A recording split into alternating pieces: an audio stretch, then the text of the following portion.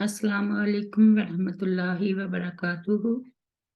سیدنا طلق رضی اللہ عنہ فرماتے ہیں کہ ایک شخص ابو درداء رضی اللہ عنہ کی خدمت میں حاضر ہوا اور عرض کیا کہ آپ کا مکان جل گیا۔ انہوں نے فرمایا نہیں جلا۔ پھر دوسرے شخص نے یہی اطلاع دی تو انہوں نے فرمایا نہیں جلا۔ پھر تیسرے شخص نے یہی خبر دی تو آپ رضی اللہ عنہ نے فرمایا نہیں جلا۔ پھر ایک اور شخص نے آ کر ابو درداء رضی اللہ عنہ سے کہا کہ اے ابو درداء، آگ کے شرارے بہت بلند ہوئے مگر جب آپ کے مکان تک پہنچی تو بجھ گئی۔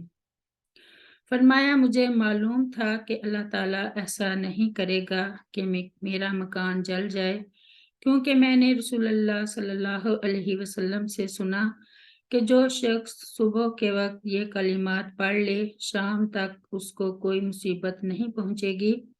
میں نے صبح یہ کلمات پڑھے تھے، اس لیے مجھے یقین تھا کہ میرا مکان نہیں جل سکتا۔ وہ کلمات یہ ہیں: اللہم انت ربی لا الہ الا انت علیک توکلت وانت رب العرش الکریم ما شاء اللہ کان وما لم یشاء لم یکن ولا حول ولا قوۃ الا باللہ العلی العظیم۔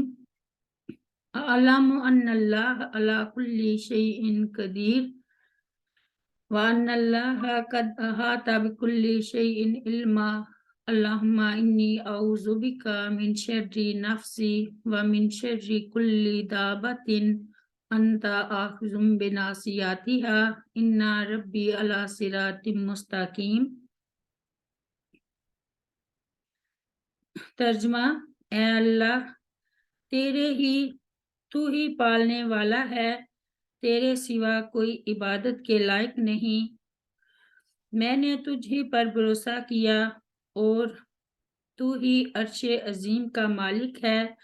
جو کچھ اللہ تعالیٰ نے چاہا وہ ہوا اور جو اللہ تعالیٰ نے نہیں چاہا وہ نہیں ہوا، اور گناہوں سے بچنے اور نیک کاموں کے کرنے کی طاقت اللہ تعالیٰ کی مدد ہی سے ملتی ہے، جو بلندی والا، عظمت والا ہے۔ میں یقین کرتی ہوں کہ اللہ تعالیٰ ہر چیز پر پوری قدرت رکھنے والا ہے، اور یہ کہ اللہ تعالیٰ کا علم ہر چیز کو محیط ہے۔